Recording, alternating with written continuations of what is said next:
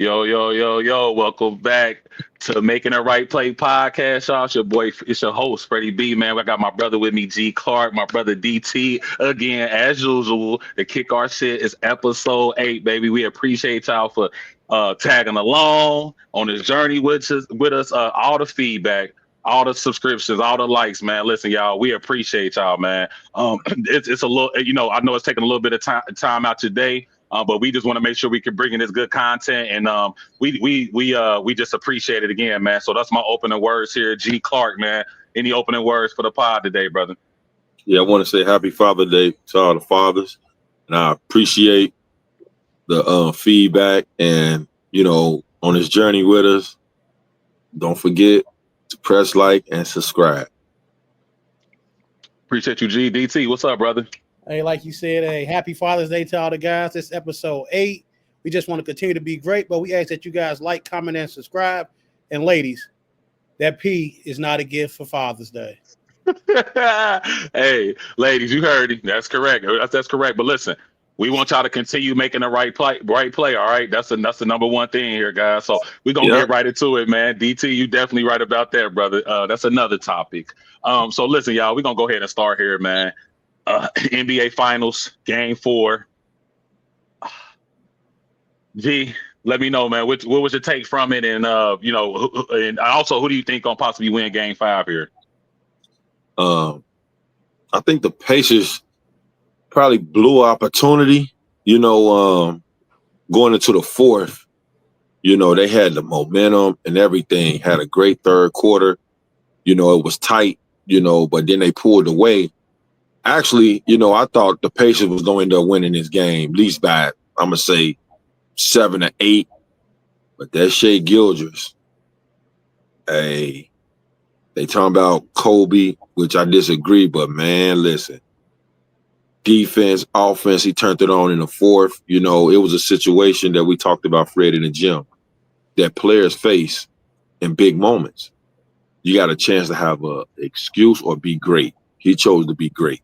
Tired, fatigue, want to be a two-way player, like Jordan, like Mike. He came through for his team. And that's what the best players on the teams do. That's why we mention those players before we mention those teams, like we do with Jordan, Kobe, Bron, talking about their team. They 6-0. They lead. So when your best player lead in big moments like that, your name come first, then the team comes second. And I know sometimes some people, fans here, say it's disrespectful. It's a team thing, yes. But your best player got to let the world know why he's the best player. Why when you mention OKC, you mention Shai name first. You don't mention Wiggins. You don't mention Williams. You mention Shai Gilgeous and the Oklahoma Thunder. So he showed on both ends in the last 4 minutes why he's the MVP. Shout out to him. DT, what you thinking, brother? Man, honestly, the Pacers definitely let a game go. But at the same time, and I know a lot of people blaming the officiating crews for some questionable calls late down in the game, but I feel like if you can control what you can control, where it don't come down to the referees, a call here, or you miss a foul or whatever that can translate or cost you to lose a game, then control what you can control. That's my whole thing. Control what you control, and Pacers should really be up right now, 3-1. Should be get ready to close this thing out, man. But I'm sticking by my guns. Just by Indy. They're in the Midwest here. You got Ron Artest, Al Harrington, all those guys at the game. Star power was there. So I think they're going to come out. And I feel like they kind of feel like they let the game go, but I also feel like the officiating was horrible as well. So I think they're going to come out with a chip on their shoulder and get the next game. Okay. Yeah, definitely, guys. Quickly on me, what my take is, they dropped the ball here. OKC will win this series now. That game was huge. If y'all could have won 2 games at home, be up 3-1 right now, lose the next one, possibly come back home to Indy to finish it out. Now that you let that game go 2-2, and the way that Indy played, everybody played well Game 4. Obi Toppin turned to goddamn Carmelo Anthony. He's standing the floor. He's he tip dunking. I mean, he's running the floor. He played very well on the offensive side and the defensive side of the ball. TJ McConnell, who I think is, oh man, I mean, he's so underrated coming off that bench, man. His effort in the games, shout out to those guys. I mean, Tyrese played well, Pascal played well, Miles Turner played well. They are in a situation now that they dropped the ball. OKC didn't win that game. The Pacers lost that game. Shea Gilgeous-Alexander, fourth quarter, after he hit that three, I was like, this kid is the real deal. You know what I mean? He is, I know a lot of people wasn't sold on him. You get the free throws, the James Harden year, etc. I get it. I understand. But what he did in that fourth quarter, I don't think people understand, if you ever played basketball, that you got to play both sides of the ball, right? They're switching off. They're cutting off. He's coming down. He's clearly tired. And he was able to come over and take advantage of the fourth quarter. There hasn't been a player in the last century that scored 15 points in the finals game. Let's just let that settle in a little bit, right? What he was able to do there, Jalen Williams stepped up as well. Jalen Williams stepped up on that side of the ball as well. I'm going to be honest with you. The onside hero with me was Alex Caruso. I was about to say that. Yeah. Caruso came in. You could tell that coach is like, listen, hey, whatever we need to do. They follow him. He's a leader. And guess what? They're very poised because of him. They don't get nervous. They're like, hey, we're going to continue to play ball, making the threes, getting the steals, running the floor, getting the ball to the right personnel at the right time. Alex Caruso was the onside hero for me, other than what Shea did in the fourth quarter, man. So I'm definitely looking forward to Game 5. I think, okay. Shout out to LeBron on that Caruso. He learned a lot from Bron. Shout out, Bron. Oh, God. Yeah, shout out Brown for sure. But listen, guys, we're gonna go here next, man. What DT? We're gonna start with 2. What the hell is going on? Is it what's his name? Shemar Stewart. Shemar Stewart. I just want to make sure, because he about to. I don't even want to call him by his name. I understand what's going on with the contracts and everything like that. I've been hearing that Walter Nolan and a few other guys, the rookies, signed that same contract. Maybe G. I know you. I see you shaking your head, so you probably can contest to what I'm saying as well. Carter, the third pick of the draft, Carter out of Penn State. Yeah, Carter. Yeah.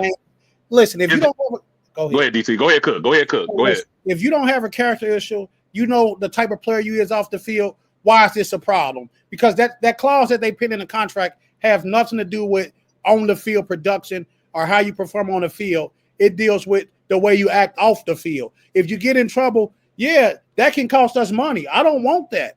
It's about being off the field. So if you bring this, like I don't know, that Henry Ruggs situation, hit the person out there when he's with the Raiders, that type of stuff. I don't want to be on the hook for reliable for that money that we already engaged you, guaranteed that we got to sue you in court for that we might not get back. So we're going to make this contract voidable if that situation comes around where it's a character issue, where you out here, you're doing something you're not supposed to do. If you know the type of person you are, you know your character, you know the things you're going to do, what's the hold up? Get the deal done and show your ass up. In July, you need to be ready to go. Carter, third pick of the draft, same word in his contract. It's a character thing. So that guy Carter went to Penn State. Guess what? Evidently, he know the type of guy he is, and Stewart don't. That's a good point, DT. I was sending y'all other clips, there's other stuff in that contract. It's got the character thing, which is right there. I'm 100% with you with that, but it got the injury too. If you decide to get hurt, that's nobody's talking about. Luther Burton, Chicago Bears, top wide receiver. I sent y'all the clip, his coach, man. Because now it's like, even if they get hurt, it goes to that too. His parts and pieces is being missed. That's why I watch NFL Network, and the guy broke down the contract. A lot of people was frustrated because the last year rookie didn't get the same thing in their contract, but they starting to do it due to the issues, and players are getting hurt, rookies are getting hurt and still getting guaranteed money. So they saying, well, then why are you doing it when I get my client? And that's the thing. It's not really the players that's really want to sit out. It's the agents that's doing this, because you got to think an agent ain't nothing but a lawyer / accountant that's getting you your money. So if you get hurt or you do a character issue, I don't get paid. It's a percentage that they're getting out your contract. So that's what it is. It's the agents that's doing this. The guy spoke on it. A lot of these players are frustrated because they want to.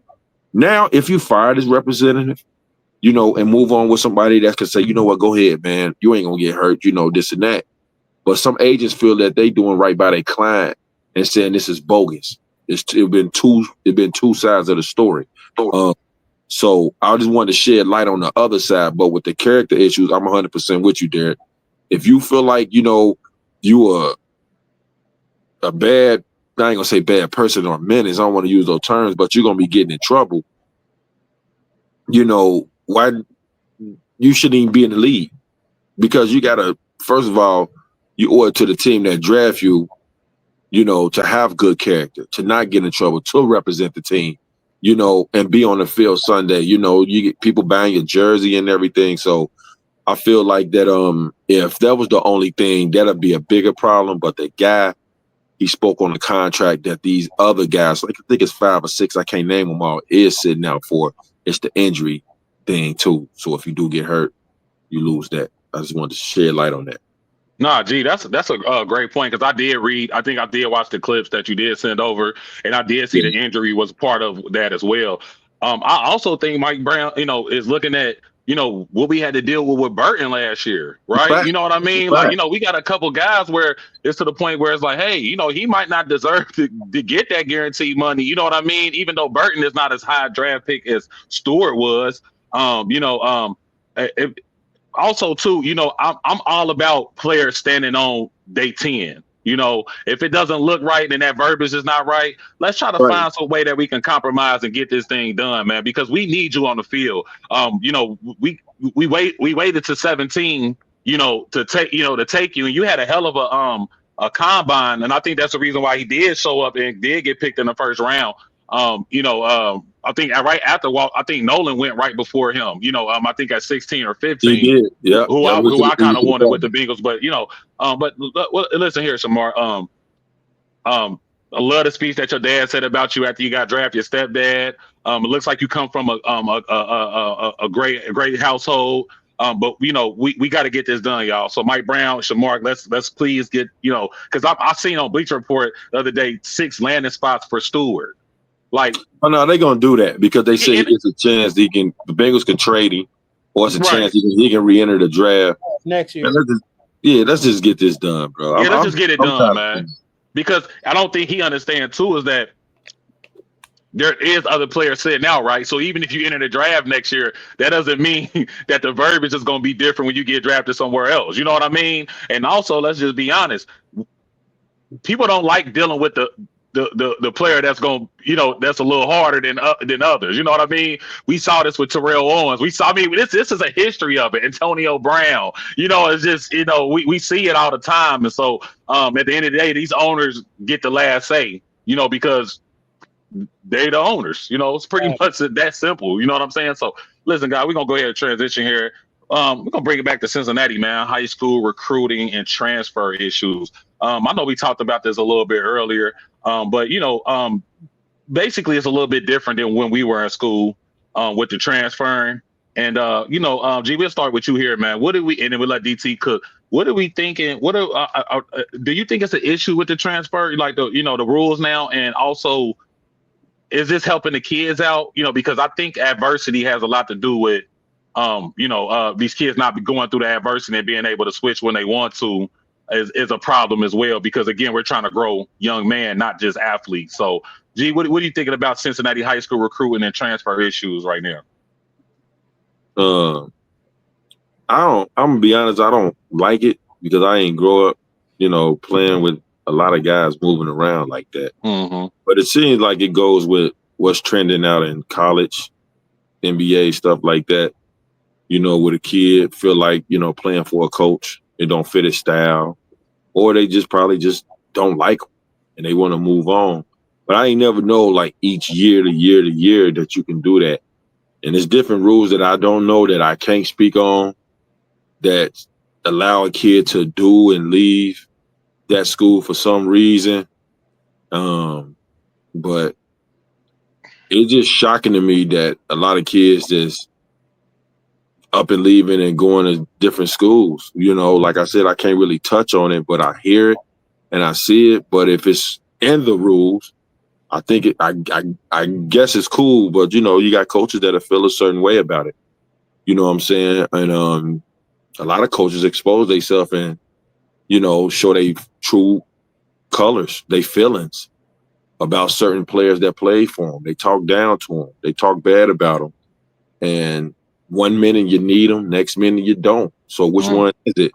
Am I beneficial because I'm playing with you, but then when I'm not around you, I'm this and I'm that. You saying this and you saying that. So, as a grown man, as a coach, I think it's weak that you do talk down on kids that's no longer in your program.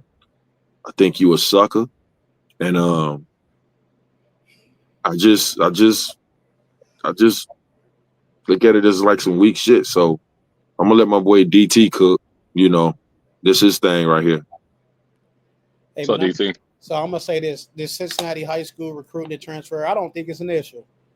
For one, these kids got the right to go where they want to go, but you can't, and it's got to be within the bylaws of the state, regardless of what happens.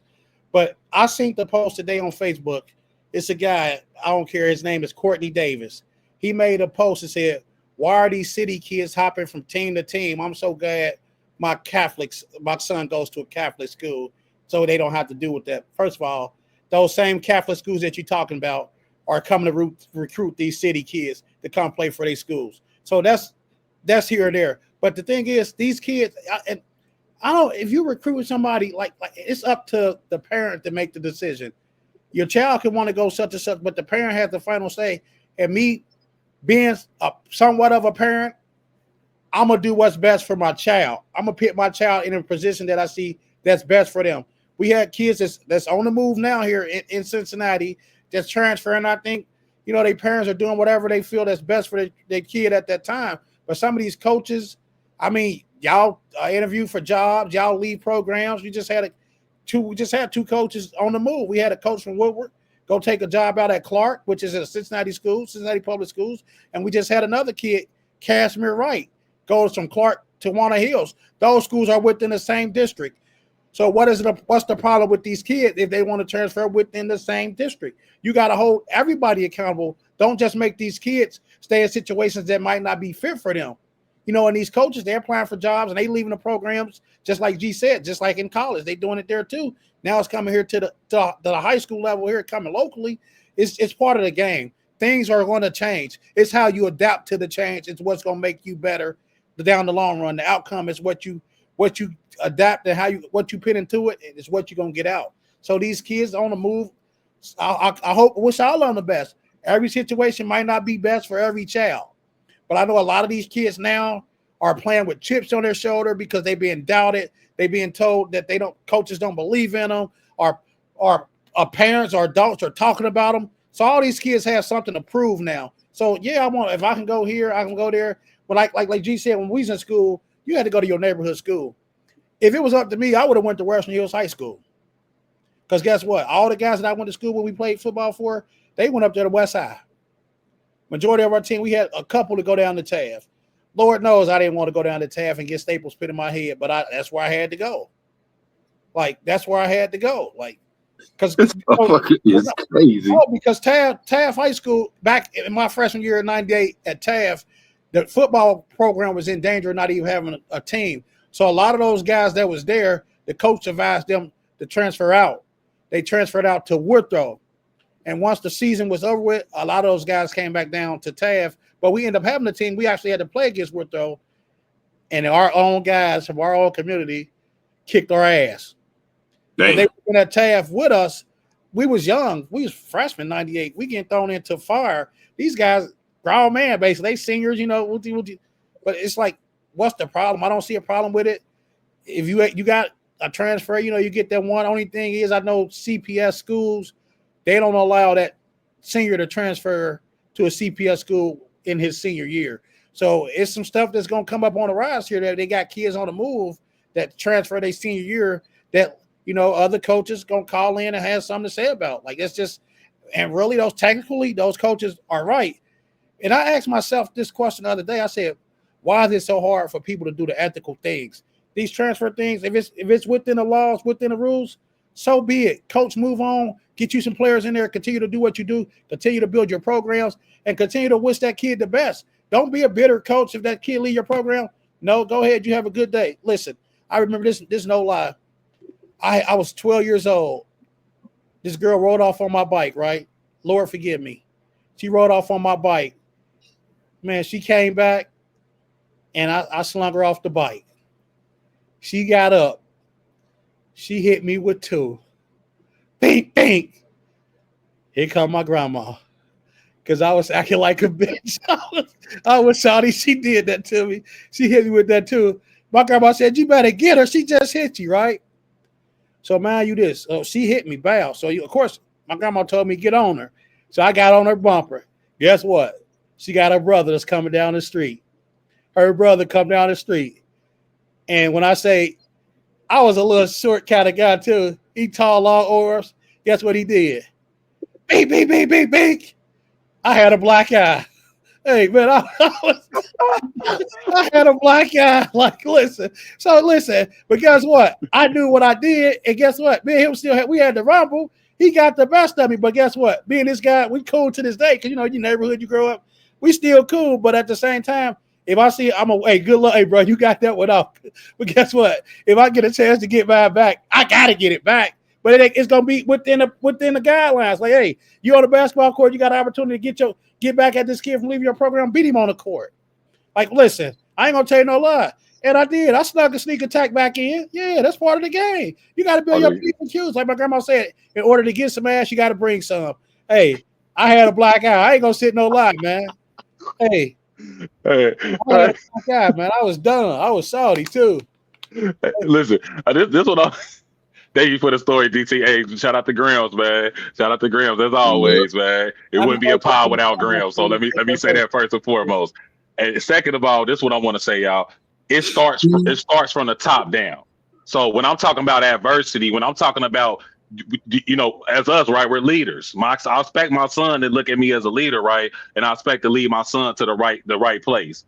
Well, all I'm saying is that it's not right. There needs to be a situation where if a coach signs on, it needs to be a duration that he has the coach here before he can leave. That should be a rule. But also with the kids, we got to understand. I remember, don't get me wrong, when we was coming up, there were teams that were very stacked, that other kids that they could have transferred and went to other schools would have made another program better because, you had 8 or 9 kids, right? And sometimes you had to kind of fit in where you had to fit in, right?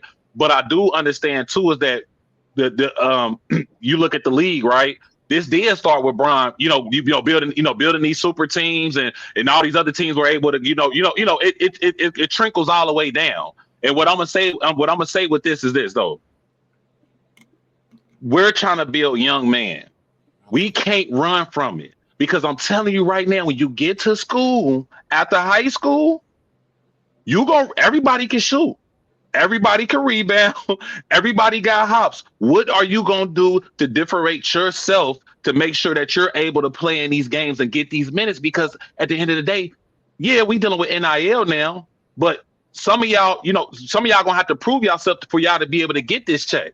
Some of y'all just going to get a scholarship just to come to school. You still going to have to do what you have to do on the basketball court to be able to benefit from those profits. So that's all I'm saying. I'm looking at kids now.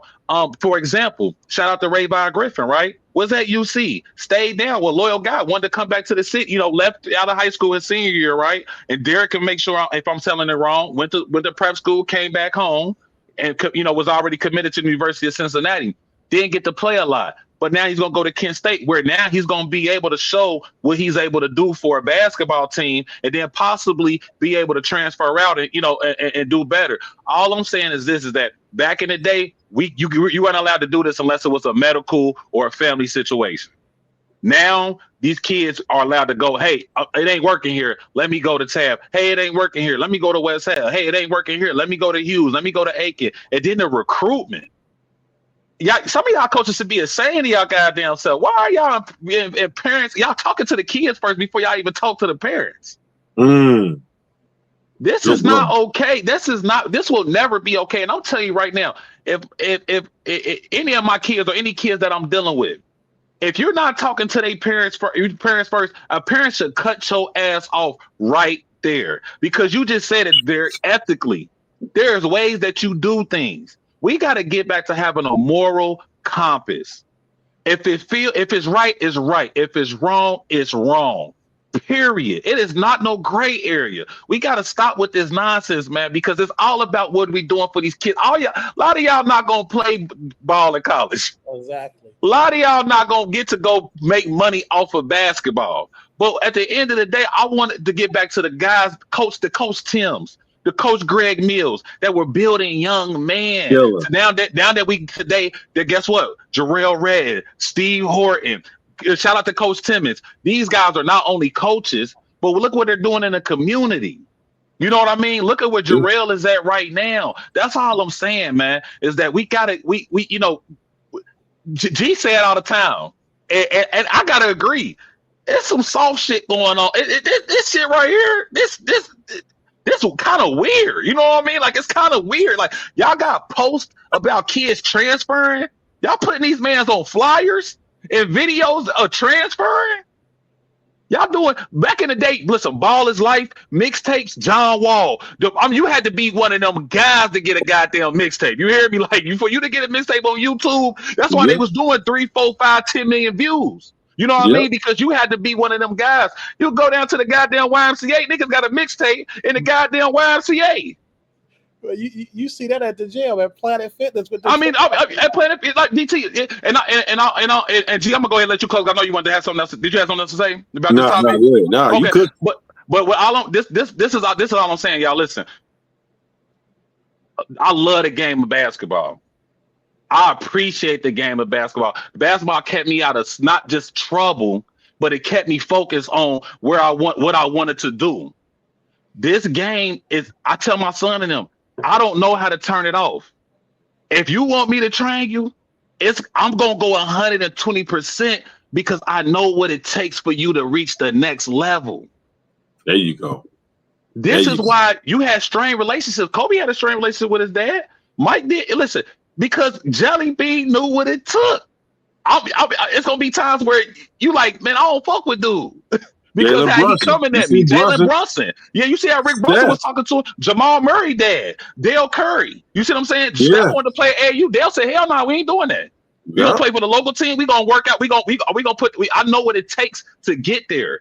And the number one thing is sacrifice. No, none of these kids want to sacrifice no more. I want to go. Listen, I need to be here. I need to be there. And Derek, you made a great point. And I'm gonna let G clean this up.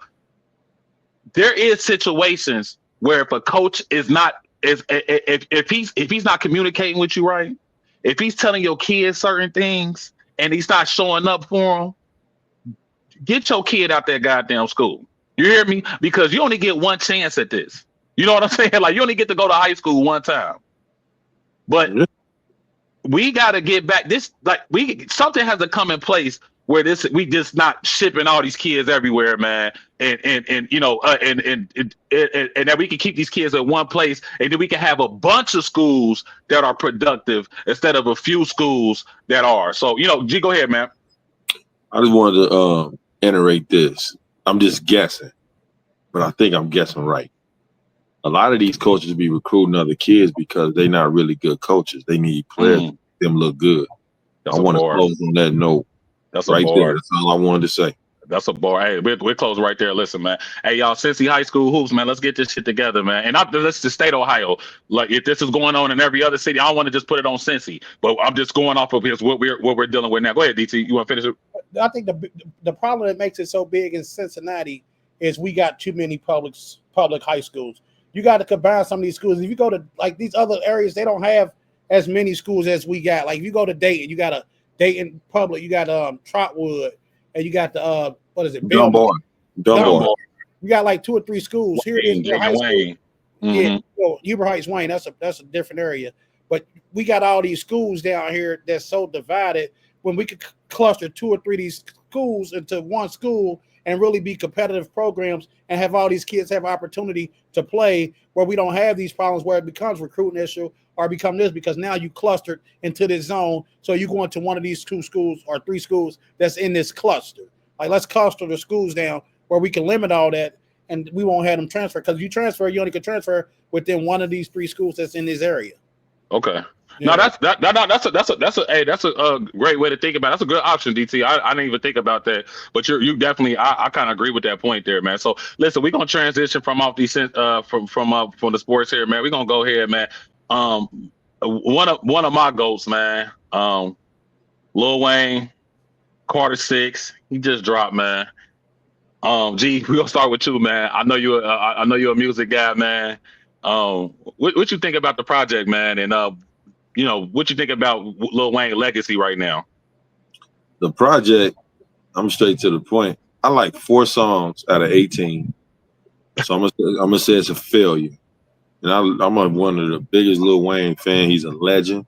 He's one of my top personal favorite rappers to listen to. But it's just like we talk about sports. It's just like we could talk about music. You know when somebody's at the end. You know, Wayne's drugs, lean sipping, it all caught up to him. You know, you hear it. But I can see where he went left on the production. He went with a whole new sound, which is not Lil Wayne. And I know switching things up late in your career to keep it alive. You know, hopefully fans that's loyal to you can make that shift with you. But it's just not it. We gonna listen because it's Wayne. And that's the respect we give.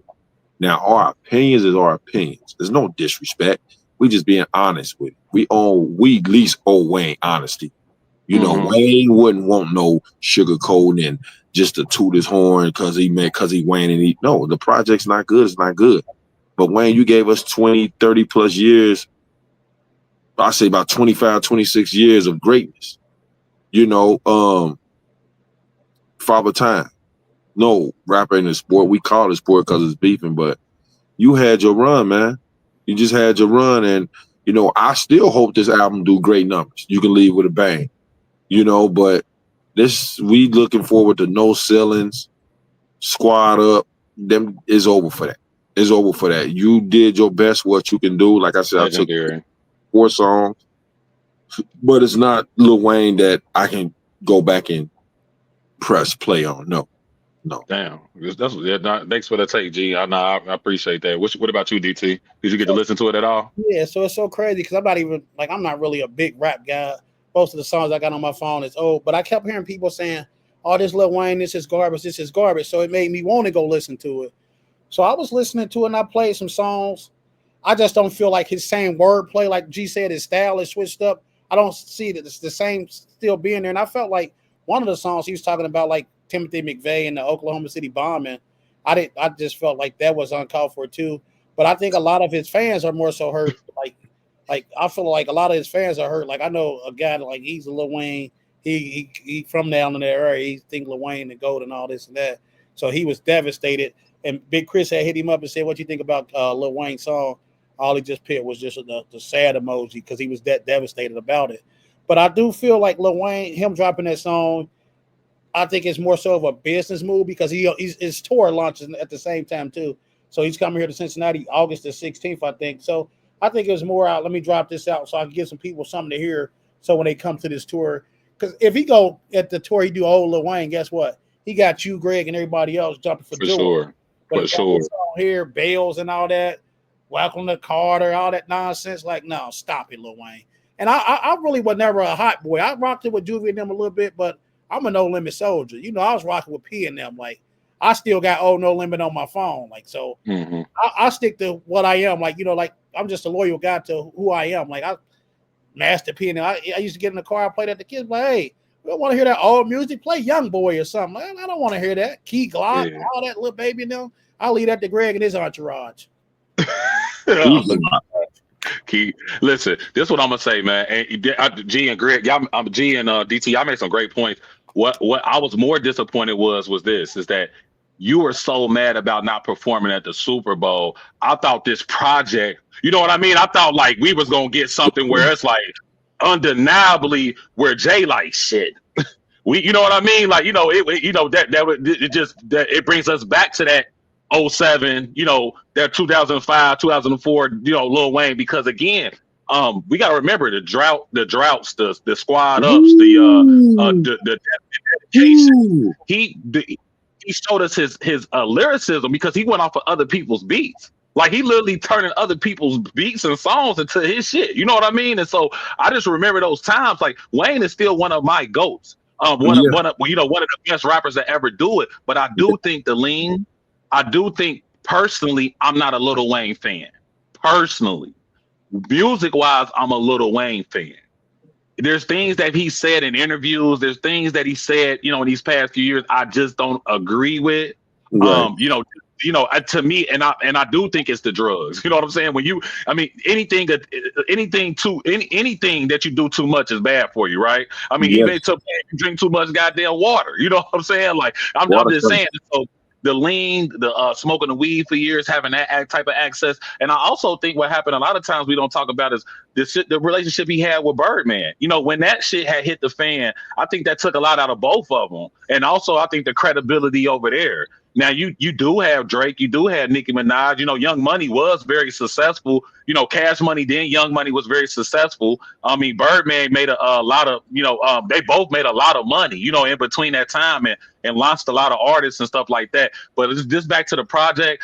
I agree with you. I probably like 3 songs. I see he tried to throw Nicki Minaj on the remix. I see he tried to drop Lil Baby in Future. Them songs was even like, eh. You know what I mean? And so, Wayne, we love you. Um, we appreciate what you brought to the game. But it ain't been good since Carter. A lot of Carter. Say people say Carter 3. Carter 1 and 2 are my favorite, but it ain't been the same since Carter 3. It ain't been the same since Carter 3. 4, 5, and 6 was trash. I'm just being honest. It's trash. If I can't get through a Lil Wayne album, like it kind of make me sad. You know what I mean? You know what I'm saying? You used to be Yeah, able to just press play and go through a whole album. You know what I mean with Wayne. So Wayne, I think like you said, I think the respect is always is there. Like he yeah, said, I don't like he said it in the bar. He said, I don't demand it. I deserve it. I agree. yeah. We did. You you We can deserve it. you definitely deserve it, but also you deserve the truth from us as well, especially us being loyal Wayne fans with Yeah, you and what you've been able to put out and over time. And I'm just not that guy where I'm just a fan to the point where I'm just gonna like anything you put out. That'd be fact. BS. That wouldn't me being original. And I think I think that was some great takes, guys. So yeah, definitely Wayne, man. Shout out to you, brother. But we definitely maybe drop a deluxe, another 10 songs, what I'm saying? Maybe listen to the fans this time, get some good production. Cause I think it's a lot of great producers that would love to work with Lil Wayne. You know what I mean? Like it's Lil Wayne still, to have that belt. And we got some great young kids that's producing well, sonically. We, get some stuff on there, reach out to your boys, Jada Kiss, Fab, get these type of features on there. We want to still hear we want to hear this, bro. You know what I'm saying? Like we want to hear you guys get together and get back, swagger like us, which I think is that was a goddamn Megatron, Jay and T.I. and Wayne and you know what I mean. Let's get back to Kanye. that, man. Kanye. So listen, guys, we're gonna go into this, man, because I wanted to keep the Wayne short here, man. Loyalty or love, man. I think this is simple. G, we gonna let you cook real quick, man. What do you prefer, man? Loyalty or love, man? Loyalty. Somebody that's gonna stick by you. Love is an emotion that can always go. Mm. That can come and go. But loyalty, somebody that's that loyalty and respect is like brothers and sisters. Like it'll show you that somebody that's gonna be there for you. But I can't say this. People look at loyalty. If you, the person, is being loyal to somebody, you gotta let them know, like, yeah, I'm loyal. No, I'm not a slave. Because they think that you can't, say anything or do nothing, or So some people get that loyalty and they try to abuse that as well. Even with the word love, that's a word that's just so shifty. They use that word just to keep you and make you feel a Right. certain way. See, that love come with emotions, but that loyalty be like, nah, I'm a rock with you, because that's a trust that comes with trust. Like, okay, I trust this person to make the right decision. I trust this person to, okay, say if I'm leading, they trust that, so they become loyal to you, how you move and how you is as a person, and make them people loyal to you, your character. your morals, your values, your principles. You know, people come be like, you know, become loyal to that. You know, but I choose loyalty over love any day. I don't know why. Any day, hey G, that was great. That was perfect, man. DT, what you thinking, man? Loyalty or love? Man, it all depends on how you define them, because certain people going to interpret things different ways. Me personally, I'm a loyal person, so I'm always choose loyalty because I know the type of person I am. I know the type of my heart, like G said, the principles, the morals, the values that I uphold. But because you're loyal to somebody else, don't mean they're gonna have that same loyalty to you. And I never choose love, and I learned this from Greg, because love will get you hurt. Love is an emotion. Love had you running back to Georgia. This is what Greg told me. Love how you doing that days. It got hot. I don't it got hot. Love. It got hot. Like, I don't want the love. I'm gonna choose loyalty, because once you show me your loyalty, you show me the love that you have for me. Like, you know, a lot of people, I can love you, but like music said, it's a 4-letter word that so many people use in vain. It's just love. Like, is it agape though? Is it unconditional? Does your love come with stipulations? Like Greg say, people love you for stipulations. Oh, what can you do for me? Is it this or is it that? Like, no, if you loyal, you're gonna stick through me through thick and thin. You're gonna ride or die. Hey, I'm with you to the end. Like, I'm loyal to you. Like me, I'm Cincinnati. It's 52 neighborhoods. I'm loyal to the city of Cincinnati, but wherever I go, I'm a neighborhood. So I'm loyal to 53 neighborhoods because I'm part of that. I'm just loyal, period. Like, I'm just a loyal person. Greg, don't look confused because that's my task. I'm loyal to my city, man. I'm learning, Derek. I'm learning. You've been graduating from school. This ain't a class right now. Just a podcast. No, I'm always open to learn, Derek. I'm learning from you. Right. Don't ask me because I ain't a teacher.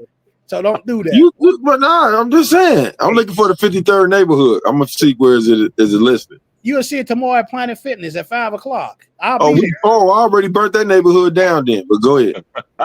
You can never burn me down, man. I'm copyrighted, so you can't copy me. I never die. You can set me on fire, but the water comes. It's over. Like, but hey, Fred, this is the thing. But it's definitely got to be loyalty, man, because loyalty gonna show you all the love that you need. Like G said, just like with a person, if they don't, you can never love me if you don't respect me. If you don't have no loyalty, no ties to me, then how can you ever show any love? So I'm going with loyalty because, hey, if you're loyal to me, I'm loyal to you. We got that understanding. We got the principles, the morals, and everything. We doing everything the ethical way. Like, hey, think about this too. And this one thing I have. This is a situation I'm gonna use. So I got guys, right, and I know guys that talk to people. Like, say you got a guy, he got a sister. I can't talk to your sister at all, period. She's off limits because that can mess up the loyalty that I have to you because it can bring conflict in between us. Right. So that's off limits. But I know guys that be like, oh, shit, you should have hit his baby mama. I'm like, bro, that's my guy. Nah. Why would I go mess with his baby mama? And they be like, and one of these people, they passed away, but they was like, yes, he understand, you know, you're going to do right by his kids and all this and this and that. Like, I'm Mr. Captain. That's the cape Greg talk about. Okay. That's cake talk. That's cake talk. Yeah, like I'm just gonna go save her. Like, listen, man, hey, listen, I've been down that road and that's over with. So I'll take the loyalty any day. Forget love. I'm heartless. Like like what's his name? Marion got an ice box where my heart used to be. Damn. Okay, then, Amari. Okay, I hear you, DT. Hey, listen, I'm bro with you guys as well. I'm gonna choose loyalty over love. I think. And also, I think the loyalty to the point is that I'm loyal to conditions, right? Because if there's a situation where I'm loyal to you, but you hurt me or you hurt somebody that we care about, etc. See, that's when the love comes in. I got love for you, you know what I mean? But I'm also got enough love for you to in discernment to stop fucking with you as well. You know what I mean? Because that's my biggest thing is that I want to be loyal to the things that breathe life into me the same way I breathe life into them. You get what I'm saying? And I think that's what we got to understand because I think we all got childhood friends that some of them we don't talk to no more. You know what I mean? And there's people that I've met this year or last year that I might be loyal to just because of what they've been able to bring to me. And I'm also what I've been able to bring to them. You know what I mean? That's why they always say, you know, blood is thicker than water. Well, sometimes shit, I'm thirsty. I might need water as well. You know what I mean? Because there's times where blood could come in and slice your neck as well. Because when you are vulnerable to around them, sometimes that comes up when they're mad and you start seeing you know what I mean? And they want to get to you. And so there's things that are said that not only disrespectful, but they only know. And you know how important it was when I did tell you, if for you to do that to me, ain't no coming back from that. You know what I'm saying? Because we didn't all, being in different relationships and having different friendships and the different experiences that's one thing that you do. That's what we talked about last time. There's a difference between having love for somebody and being in love with somebody. You know what I'm saying? Those are two different things. And so loyalty it takes effort. It takes discipline. It takes when I'm not it takes when I'm not around in that room that you're still speaking positive about me. And you're also loyalty got a lot to do with the truth as well. Don't keep telling me I'm doing good if I'm not. You my mans.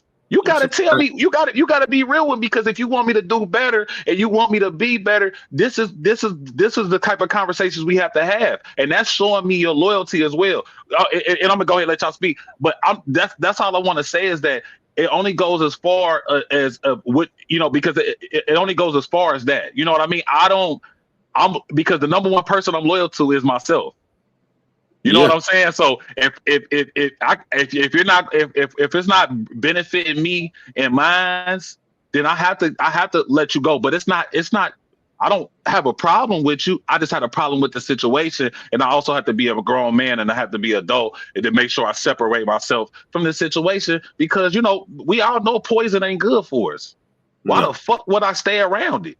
Why the fuck would I keep drinking it? Why the fuck? You know what I mean? Like, let's just be honest here, man. So, and I'm gonna go ahead and let y'all swing back. Go ahead, DT, and then G, you can go ahead and close us out. No, I was just going off of basically what you said. Like, keep it real with me. And I live by this motto. I said, I'd rather you hurt me with the truth before you comfort me with a lie. That's right. That's right. That's a bar. Like, hurt me with the truth. I don't want to be lied to. And I've had that happen to me before. I said, hey, hurt me with the truth. Don't comfort me with a lie. And my ex-wife, she told me she went on a date with Jody. I was devastated. But now what Fred said, like I said, man, you hit that on point, because a lot of people with that loyalty, truth come with that. Mm-hmm. If we can't have truth, if I mess up or if I said or did something, I like if I got people around me that can pull me to the side or call me or say, you know what, G, I understand you was pissed off, you was mad or whatever it is, or bro, you was dead wrong. You know what I'm saying? Because that make me look at that person who corrected me and my actions, have the utmost respect for them, because they're not only, cool with me or showing me loyalty, they're showing that they care about me and how I carry myself in certain situations, because certain situations can bring out the worst thing. So you still got to be able to conduct yourself as a grown man as you are and be calm.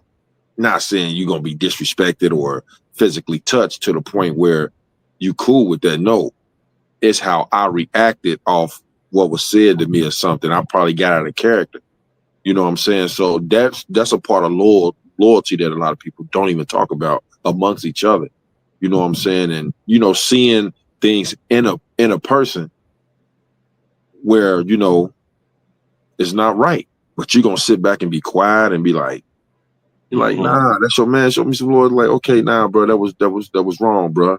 I let you cook, but you was dead wrong on that. So I was just piggybacking off what Fred said. A lot of people they just ignore that. Go ahead, D. Hey, and I just want to say this to you, G. If you said, you want somebody to keep it real with you and stuff like that, you hold out, you can accept that, right? So why is it every time we at the gym and I be like, Greg, you a greedy ass dude. You be like, I'm finna go get 2 quesadillas or so. Why you always get upset, man? I don't get upset. There you go, man. There you go, man. I don't never get upset. I'll be like, nah, Derek, I'm about to go get that. If that's what I want. Like, damn, listen, I embrace that when you say that. I want you to go to Penn Station with me and play as my son, so I get an extra to the cheesesteak. I don't run from that. I ain't get this size off eating chicken breast and salmon and broccoli. Hey man, look. Hey, we gonna close that topic out right there, man. Listen, y'all, we gonna go here to the quote of the day, man. Quickly, quote of the day: perseverance is the foundation of all actions. I thought that was pretty. I thought that was pretty deep, and guys, if we could just you guys can just let me know what you think, but um, perseverance is the foundation of all actions. I think this is key to understand because we understand perseverance, right? We have to get through things so we can make the right actions. There's things there's going to be hills, there's going to be valleys, right? The perseverance, like I bring up Nipsey. I remember when Nipsey said, I always had plan A. Even if I failed at plan A, I would go back to the drawing board. I knew what to do now. That's perseverance, knowing like this is what I want to do, this is where I want to be. And once we go through the perseverance, all your actions are going to lead to that goal. Example, gym. If you want to look like a goddamn robot, you need to be in here four times, 5 days out the week. That's the action. The perseverance is getting your ass up and getting to the going through them doors at the gym. When you're not having the best day, when you're not feeling the best, when you're going through things, still getting in there because that is the main goal. And that is where your perseverance is the foundation of all those actions. And that's just an example that I thought about when I heard this quote. G, go ahead. What do you think about this quote here? Nah, that's bomb. I like this because I'm basically about to go back to the gym. And I tell a lot of the people who I train, y'all heard me say this to y'all. You want to get something, you got to go through something. See, people want to get something without going through nothing. That's perseverance. There's certain things, as I got older, I didn't understand. So I'm going to tell the fans out there, the people, I didn't understand going through things and achieving my goals. This thing's going to be there to block you. That's why when you do achieve goals and those tears or whatever emotions comes out, it's because of what you went through that was in front of you to stop you to achieve. You didn't give up. You gave blood, sweat, and tears. That perseverance, that word is not being used a lot. It's not, because that's what we need in order to be successful in a lot of things. I tell the youngsters all the time, you think you're going to wake up and it's going to be always sunny. Why do you think the weather changed? We all flies, bro. You need some sun and you need some rain to grow. That rain is going to be the one that really help you. See, people don't know when you ain't outside playing in the rain, you in the house. Are you still being productive? Oh, no, it's boring. No, it ain't. That's when your mind for real really need to come up with plans. That's why it's called brainstorming. Storming outside, you inside. So that's where you come up with certain situations. And being perseverance, okay, you couldn't go out. Okay, cool. What did you do to be productive still? Like we talk about these kids working out. There's space in the house. Go and do them push-ups. Go and do some crunches. That's perseverance. That's going through something. I still choose to be productive.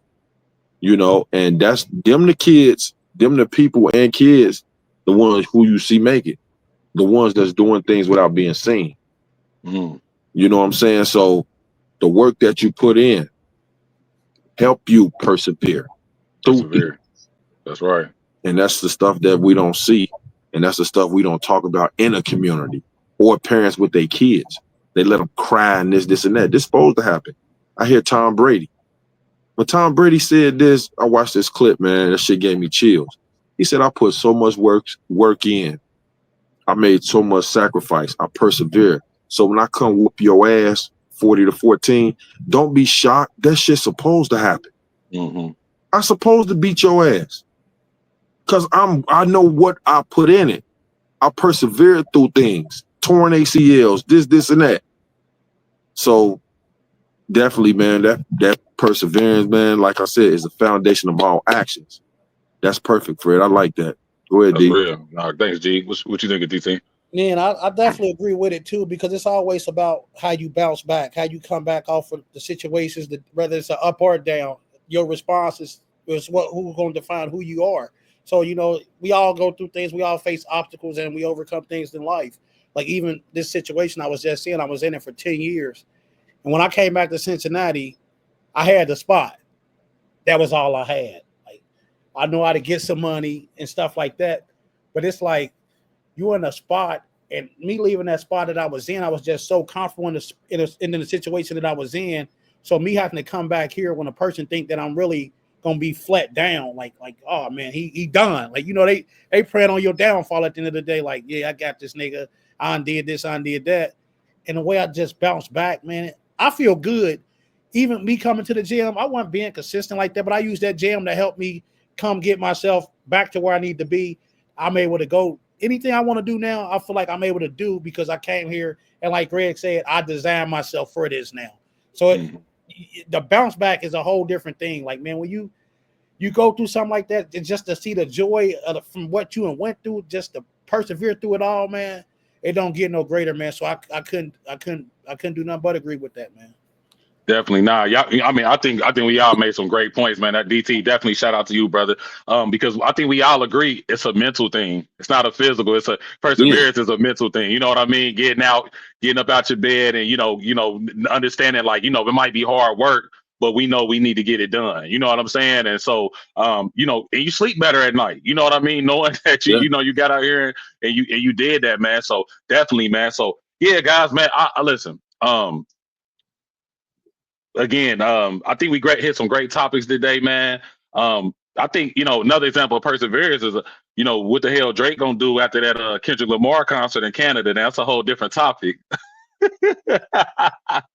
But we gonna have. I think Drake need to maybe listen to what we talking about and maybe take a look at that quote there, man. See what's, you know, how can we bounce back from, you know, because, you know, it's a little hostile, man. I don't want to bring that up, but that's a little jokey joke at the end, man. But look, man, final words, G, man. You got anything? Final words for the pod? Like, share, subscribe, leave comments, grow with us, and we appreciate y'all. Yes, Episode 9 is on the way. Episode 9. Yes, sir, G. What up, DT? Hey, I just want to thank everybody for tuning in. Like G said, episode 9 is on the way, but we want you guys to like, comment, and subscribe. But most importantly, leave us feedback, because we do see those comments and we do respond to them. We on Instagram, we on Facebook, we on TikTok. Just continue to make the right play, man. And ladies, remember that P is not a gift for Father's Day. No, it's not. No, it's not. And I want to say again, happy Father's Day, man, to all the fathers out here, man, that's active. That's that's